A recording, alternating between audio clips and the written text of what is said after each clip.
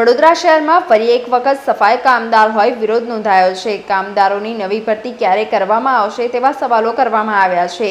ગુરુવારે બપોરે વડોદરા મહાનગરપાલિકાની વડી કચેરી ખાતે મ્યુનિસિપલ કમિશનરે સફાઈ કર્મચારીઓ મુલાકાતે આવ્યા હતા। છેલ્લા કેટલાય સમયથી સફાઈ કામદારોની નવી ભરતી કરવામાં આવી નથી તેમજ વડોદરાના સ્થાનિક સફાઈ કર્મચારીઓ વર્ષોથી શહેરના સ્વચ્છ અન્ય સુંદર રાખ્યું હોય ત્યારે આ તમામ લોકો બેરોજગાર હોય પોતે પોતાના પરિવાર સાથે સફાઈ કામદારોને નવી ભરતીની જાહેરાત કરવામાં આવે તેવી માંગણી કરવામાં આવી હતી। આજે અમે લોકો વડોદરા મહાનગરપાલિકામાં નોકરી કરતા સર્વ સમાજના તમામ કર્મચારીઓના સાથે એમની માગણીઓ અને રજૂઆતો માટે મહાનગરપાલિકા કચેરી ઉપર અમે આવેલા છે।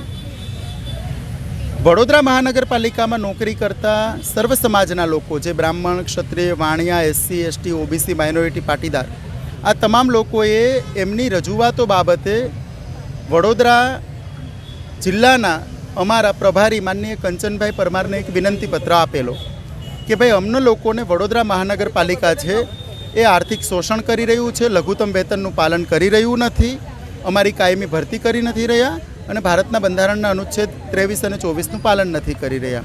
તો આ બાબતે જ્યારે સામાજિક એકતા જાગૃતિ મિશનને વિનંતીપત્ર મળ્યો તો સામાજિક એકતા જાગૃતિ મિશને આ બાબતે રજૂઆત કરવા માટેનું નક્કી કર્યું અને અમે લોકોએ આજે આવેદનપત્ર છે એ આવેદનપત્ર વડોદરા મહાનગરપાલિકાના કમિશનર એમને આપવા માટે અમે લોકો અહીંયા એકઠા થયા છે।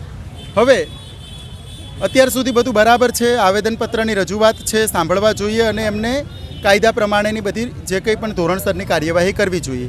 પણ મૂળ તકલીફ એ છે કે જ્યારે રજૂઆત કરવા માટે સર્વ સમાજના તમામ કર્મચારીઓ અહીંયા જ્યારે આવ્યા તો વડોદરા મહાનગરપાલિકાનો જે મુખ્ય ગેટ છે એ ગેટ બંધ કરી દેવામાં આવ્યો।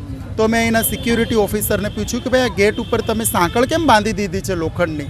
શું અહીંયા કોઈ આતંકવાદીઓ ભેગા થયા છે, કોઈ ત્રાસવાદી લોકો ભેગા થયા છે, કોઈ હથિયારો સાથે ભેગા થયા છે, કોઈ મિસાઇલ્સ, તોપ કે એટમ બોમ્બ સાથે લોકો આવી ગયા છે કે તમે સુરક્ષાના ભાગરૂપે લોખંડની જાડી સાંકળ છે એ બાંધી દીધું છે? તો એમણે કીધું કે ઉપરથી આદેશ આવ્યો છે।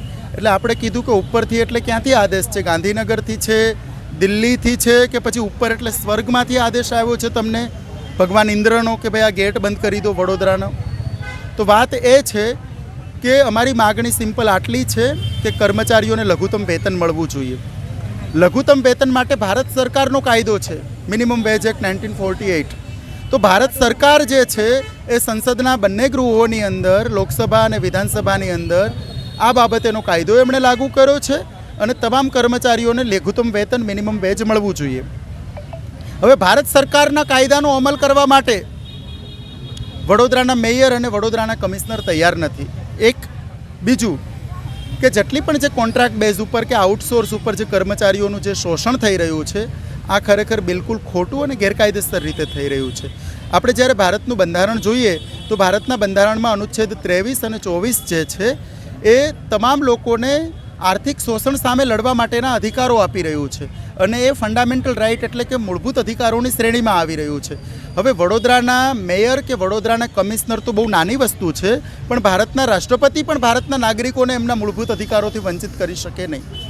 આમ છતાં પણ વડોદરાની અંદર સર્વ સમાજના તમામ જે વર્ગ 3 કે વર્ગ 4ના જે કર્મચારીઓ છે આવા હજારો લોકોનું આર્થિક શોષણ આજે પણ થઈ રહ્યું છે। તો આ બાબતેની આપણી રજૂઆત છે કે ભાઈ વડોદરા શહેરના વર્ગ 3 અને વર્ગ 4ના કર્મચારીઓનું આર્થિક શોષણ બંધ કરવામાં આવે, પણ આ બાબતે રજૂઆત સાંભળવા જ તૈયાર નથી। હવે ખરેખર એ લોકો જે અંદર બેઠા છે, કમિશનર બેઠા છે કે મેયર બેઠા છે, એ લોકો છે એમનો પગાર છે એ આપણે તમામ લોકો પોતે ટેક્સ ભરીએ છીએ ને ટેક્સમાંથી ચૂકવવામાં આવે છે। એ લાલબત્તીની ગાડીમાં ફરી રહ્યા છે આપણા ટેક્સના પૈસાનું છે, સરકારી મકાનમાં રહે છે આપણા ટેક્સના પૈસાનું છે, સરકારી વીવીઆઈપી એસીવાળી ઓફિસો ચલાવી રહ્યા છે આપણા ટેક્સના પૈસાનું છે। એ પબ્લિક સર્વન્ટ છે, લોકોના નોકર છે, એ નોકર છે અને આપણે માલિક છે। હવે માલિકોને જ પ્રવેશ નથી આપી રહ્યા।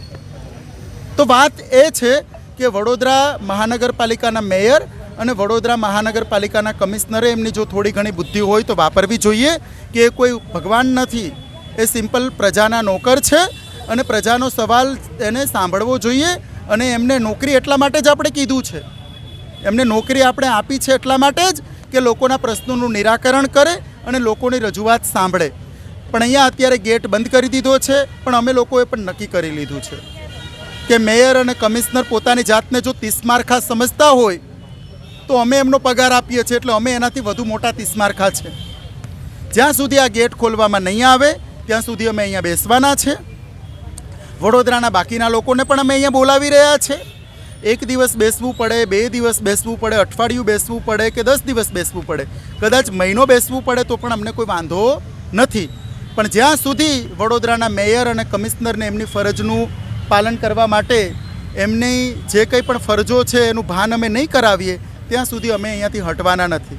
અહીંયા ગેટ ઉપર સાંકળ મારી દીધું છે તો આપણે એમને સિમ્પલ પૂછીએ છીએ કે શું આ તમારા બાપની પ્રોપર્ટી છે કે તમને વારસામાં મળેલું છે આ કચેરી કે આ ભવન કે જેથી તમે લોક મારી દીધું છે? આ લોકોના ટેક્સનું સરકારી પબ્લિક યુઝ માટેનું ભવન છે, એને તમે તાળું મારી શકો નહીં. એટલે મૂળ વાત એ છે કે જ્યાં સુધી આ તાળું ખોલી અને અમારી રજૂઆત સાંભળવામાં નહીં આવે ત્યાં સુધી અમે અહીંયા બેઠા છે. એ લોકોએ કદાચ અમારી ધરપકડ કરવી હોય તો પણ છૂટ છે, ડિટેન કરવા હોય તો પણ છૂટ છે, FIR રજિસ્ટર્ડ કરવું હોય તો પણ છૂટ છે, લાઠીચાર્જ કરાવડાવવો હોય તો પણ છૂટ છે.